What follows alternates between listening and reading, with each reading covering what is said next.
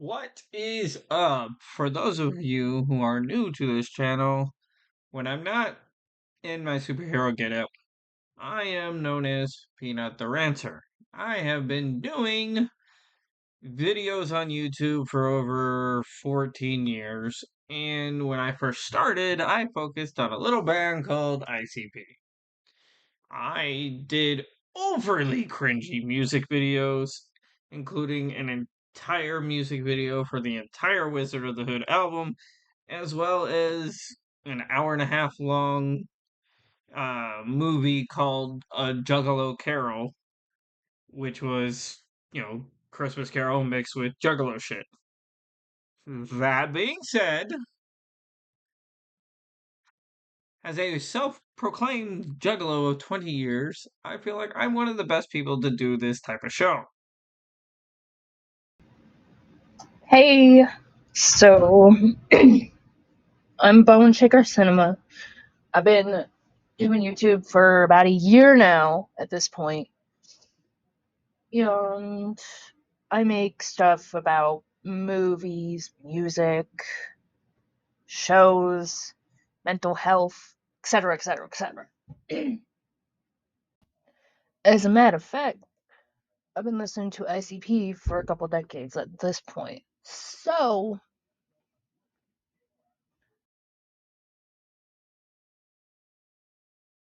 together, the two of us are going to go through every single ICP album in order, one by one, to take a deep dive into each song and our personal thoughts on the albums and everything psychopathic.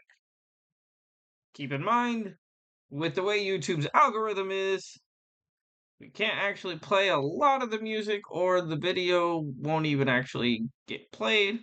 So, this is more of a talking about the songs than playing the songs. However, since this is the Christmas season, we are going to do something a little bit different and start with the small Christmas EP called Carnival XMAS. Then we'll go back and go to the beginning. So here we go. Carnival Xmas or Carnival Christmas was the third EP for ICP, released back in 1994, consisting of 4 different tracks. It would be re-released in 1997 and it would be re-released in 1997, but would drop 2 of the tracks for both different reasons. So the album was produced by Mikey Clark, and 2 of the songs would be re-released on Forgotten Freshness, while 3 of them would get re-released on Holiday Heat. Santa's a Fat Bitch is the first track of the album, and it is the most famous of the 4 tracks, as it gets a lot of airplay over the Detroit airwaves. The song is about Jay and Shags being massively upset over the concept of Santa as a whole.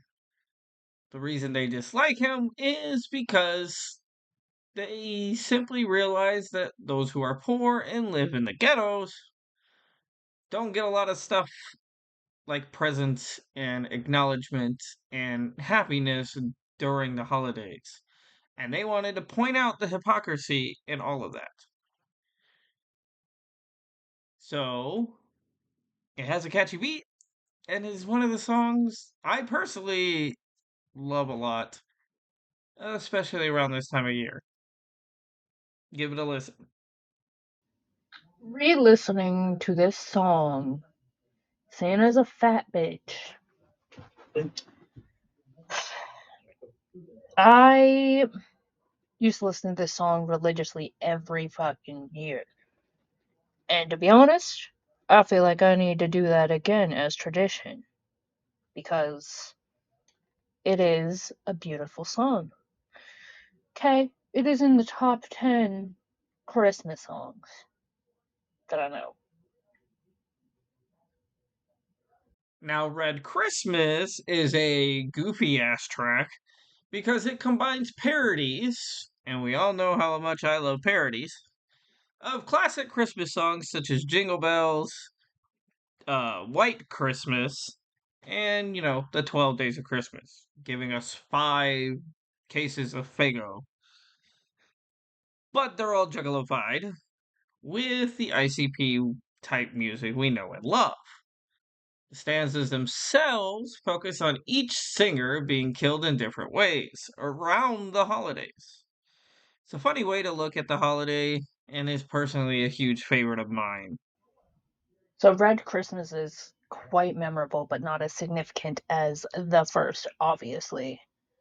And I don't really listen to the song that often anymore because back when I was younger, I gave one ex like the nickname Jolly St. J for like a good 2 years, which is dumb. Don't do that bullshit.